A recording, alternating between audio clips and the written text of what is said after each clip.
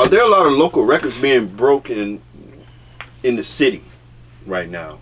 Because I know when I go to Atlanta, for example, or even Charlotte, I hear a lot of music that I haven't heard before. Especially when you go to the strip club. Like, a lot of records get tested at the strip club. But it's like, you know, around here, I'm not in the clubs that much, but I don't hear the records moving, you know, kind of like outside of the club, even if they are playing in the club. Like, I don't know. I haven't really heard anything real like crazy, like with a crazy movement behind it.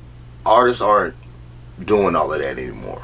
There's a select few DJs that they know will play their song in the club. Those are the only DJs they work with. Again, yeah, your song getting played in the club, but now it's a new song every week that's getting played in the club. So nobody really knows. Just like you said, they just throwing songs out there. None of the radio stations is playing you, and then the one radio station that will play you, you're not working with. So where's the fan bases at the end of the day? It's kind of hard to break records when there's no fans for the music. There's no one particular DJ in the club that's all he's gonna play is independent artists. Nah, all of these DJs play all the hot music, and they might throw one or two artists in, but nobody goes out with the whole sole purpose of playing strictly our artists in the city for 4 hours straight. Right. That's it. That's all you're gonna hear. I think that would be hard. I think that would be hard. And do you think that would resonate well in the club? Like, because even when I'm hearing new music, like music that I've never heard before, a lot of times I'm just listening. It may be a dope song. Yeah. But if I'm in the club, like, I go in the club to hear my favorite songs loud as hell. On the drink, vibing. That's what I go for. So when a new record comes on that I don't know, I'm not saying it doesn't sound. It might sound good, but I'm sitting there now like, listen, like, yo, who is that? Okay, so this is where my area come in. This is where programming is the key to everything. I don't care nothing. Streaming has nothing to do with radio programming. So let's talk about programming. Television programming. Programming. The whole idea of programming is to make you go from not liking something to liking something. That's it. When a song comes on the radio, you hear every hour on the hour. You can go for the next 2-3 top radio stations, and literally that song is on every station. You're right. That is called programming. I want you to hate this song so much that you go to another station and it's got to be, and it's on that station. Then I want you to go to another station and it's on that station. Then I want you to go to another station and it's on that station. Just for you to come back to your favorite station in the first place and listen to the song. Programming. And I'm going to do this every day for 3 months. See, that programming requires a campaign. A campaign requires longevity. Not 2 or 3 days. 3 months, I'm doing this to you. Because in 3 months, what's going to happen is you no longer change the station. You now not only know the hook, you know the first verse and the second verse of the song. You like the song so much, now it's on your Apple. It's on your Tidal. It's on your Spotify. You're right. You're not dancing to the same song you said you hated. So why do you think programming and campaigns and stuff like that, like, why do you think that kind of takes a back seat with independent artists now? Because streaming allows instantaneousness. Oh. Social media is, promotes instantaneous. Right now, here, right now. The instant gratification. Here you go, piece right of now. It. Right.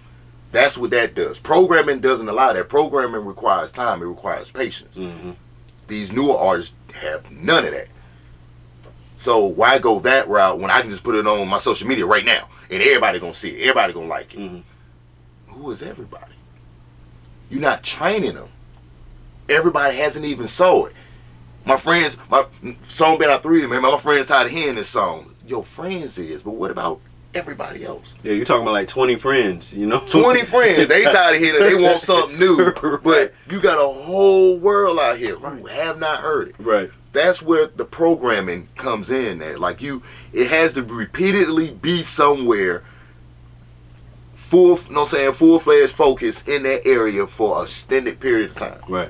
Just for you to capture ears. So earlier you kind of talked about how you got into the radio. So I want to go back to that, and I want you to kind of speak about, Round Here Radio, where you started from, where you are now, how many listeners you have, like the whole spiel about the actual station, what it is. Because I think a lot of people in the city don't know the benefit that your station brings. It is not a podcast. It is not a podcast. It is not a podcast. You gotta get that out. Gotta say Round that. Here Radio is not a We are not a podcast. podcast. I know it looks like it is because we have so much going on and we have so many different people that's live. We're just literally showing everybody the back scenes of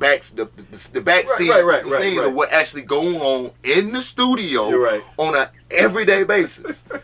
Yeah, it is an actual radio station. So Round Here Radio is an actual BDS monitored internet radio station. We broadcast in 193 countries.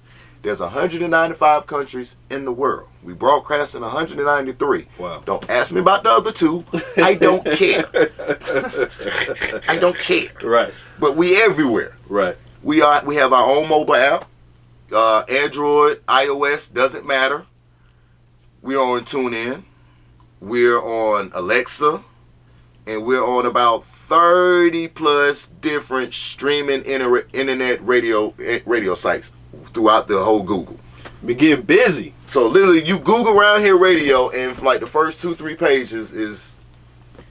So you've made this huge investment into broadcast. Yes. No, it's not a huge investment to broadcast. Honestly, it was a huge investment into the independent artists.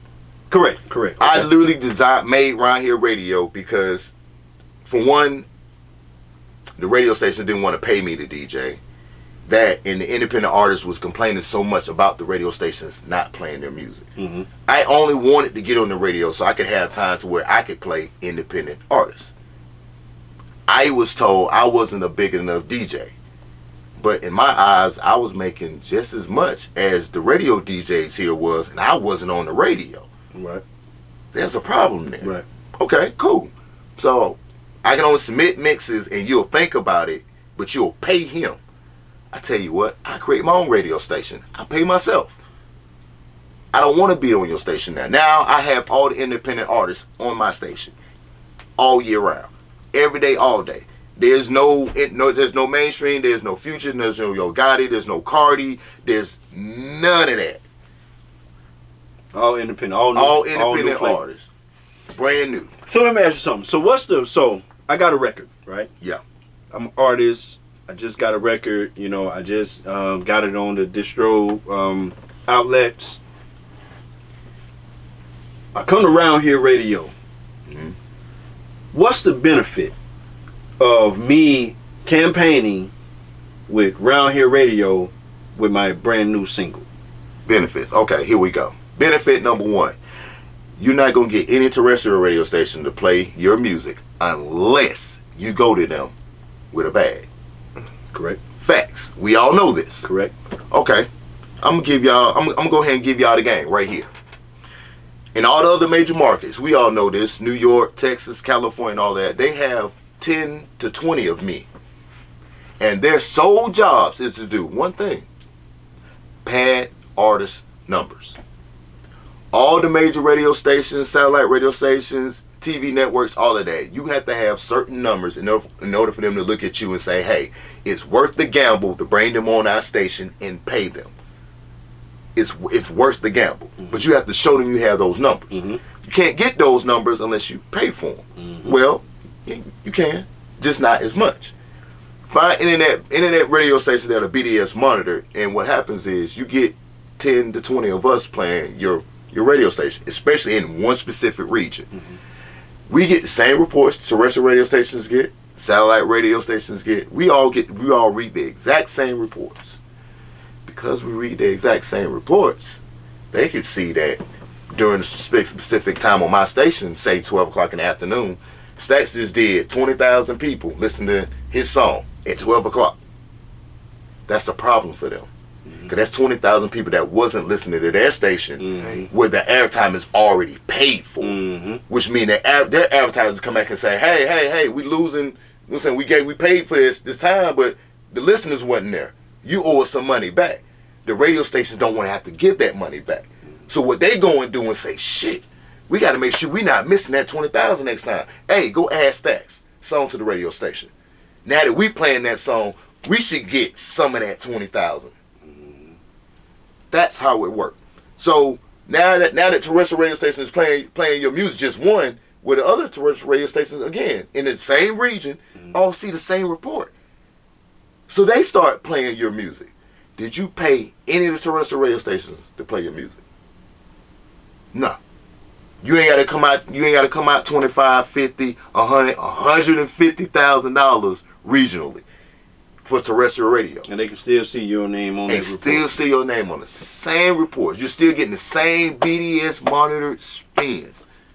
So what's the price of so what does it cost me to have my song around here radio? Like what's your lowest, what's the bare minimum that I need?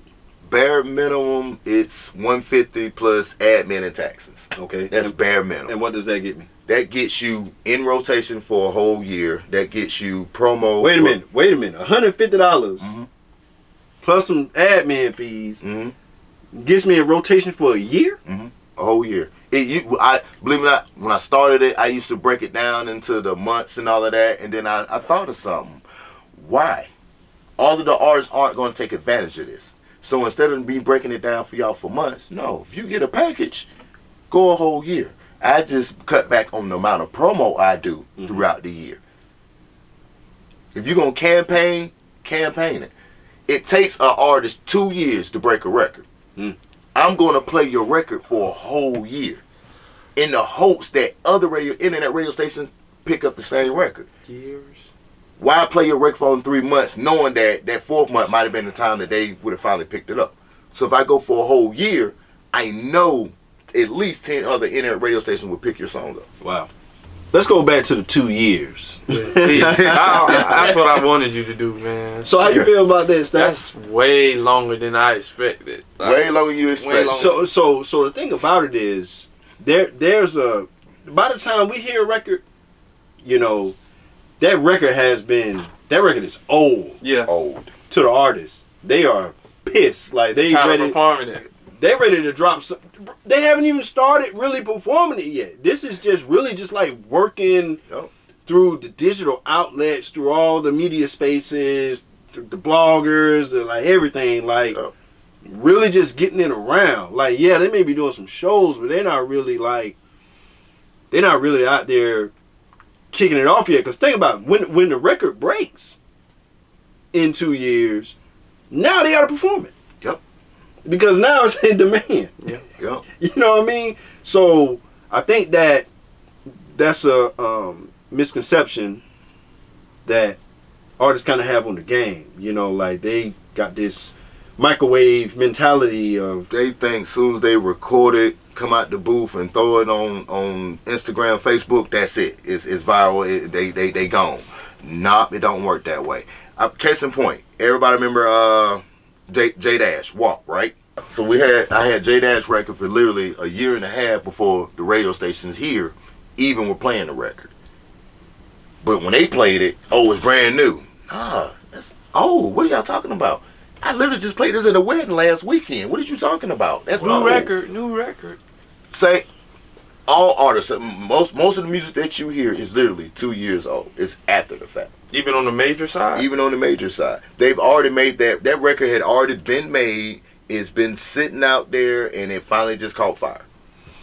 Do you have any records that you've heard, you know, locally that you like, man, that record is special?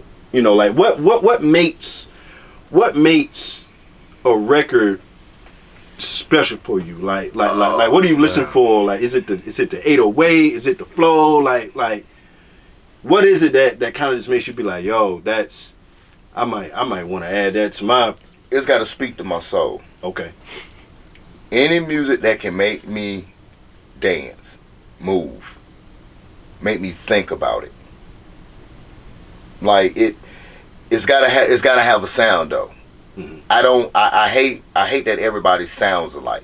So for one, like I have to listen extra hard because you already sound like somebody else. Yeah. So now I gotta find something that makes you sound different. Right. But it's the originality. It's everything about it. Why do you think that is though? Because you being in the radio business, I know that you get a buttload of songs. Do it feel like you're quoting the same song sometimes? Like, wait a minute, did I just do this record? What's the name of this? Hold on, I got to go back. It'd be bad to be in the studio sometimes. I have to listen to the artists record their music. So I'm hearing you mess up. I mean, I don't heard you record the hook and the verse and everything. And then you come in and say, hey man, I want you to come hear the song and tell me how it sounds. Bruh, I heard you record it all already. I know how it sounds. It ain't even mixed and mastered yet, but I know how it could sound. Right. I don't want to hear it. Bring me the finished product. So a lot of times, I don't even want to hear music when I'm in the studio. Mm-hmm. I go in my office, close the door, put on my headphones so I don't have to hear nobody recording anything. And speaking of that, these guys have a beautiful setup. Like, you got the recording studio, and you got the radio station right here. Like, right next to it. It's like, yo, how can you, as an artist, it's like recording and walking out past the label without dropping off your record. It's like, dude, it's right here. They've been doing it for 6 years. Still to this day, I have artists who come in the station and record music every week and have not put no music in rotation. Every week. I have it. They'll probably talk to you before too, or sent you something. I have artists who have sat in my face, at my table and said, "Hey man, I'm gonna get up one of these packages, man. I'm gonna get this music in rotation." And again, I've been down there 6 years. Haven't seen them yet. I see them every other week. I see them every other week. But they come record. But they ain't about you to. But they ain't about you to band yet. They ain't done that with me yet though.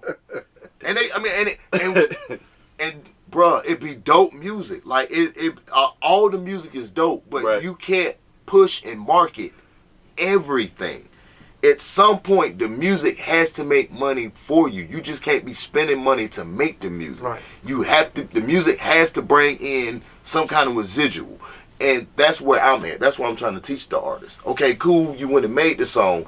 Let me show you how to make the song make money for you now. I had I wanted to kind of get your opinion on something. I was listening to a Breakfast Club, and Kevin Liles was on there. Okay. And he was speaking about Def Jam. You know, Kevin Liles, he came from the Def Jam era, and now he runs 300. Mm-hmm. So he was just like, I kind of wish that labels like Def Jam would get away from the data and get back to what feels good as far as like artists. Because right now, the first thing that a label asks an artist, yo, what's your IG? Mm-hmm. What's your Instagram? They want to see your numbers before they even hear your music. Mm-hmm. You know what I mean? So it's kind of like what he was saying was, let's get away from the data and get back to what feels good. Now, I'm gonna give you my take on it, and I kind of want to get, you guys' take on it as well. Okay. So I feel that data does have its place in the industry, because I think we have to create some sort of filter, because it's just so many artists. And one thing that data will tell me is that, okay, you know something. Now, whether you know scamming or whether you know hard work, that has yet to be determined. But it does tell me that, okay, this artist has been putting in a little bit of work, because there's so many artists that make great music, but they don't have great work ethic. So if I want to make an investment into you as an artist, I need to know that you not just going to walk away with the bag and be like, okay, well, I don't really feel like doing this anymore. It's not fun anymore. So I think the data does serve some kind of purpose, because if we went with what just feels good, I think we can kind of lose a lot of money. Yeah. Because we can be passionate about the music, about the artist, about the record, about the song, but how do we determine that the artist feels the same way? Yeah. because they got 500 followers, we like, okay, we ain't worried about that. Well, we need them to worry about that because the internet wants to see them. They don't want to see us. So I feel like if they don't have the data, then how are they going to interact with people? You know, like how are they going to grow the numbers? Because I can't grow the numbers. So how do you feel about it? The game has changed, and he's speaking on it from the game changing aspect. Artists are no longer artists these days. Most of the artists, the mainstream artists you see, are excellent businessmen. They're CEOs in their own right. They just don't make music. It's not about the data with them. It's about the money.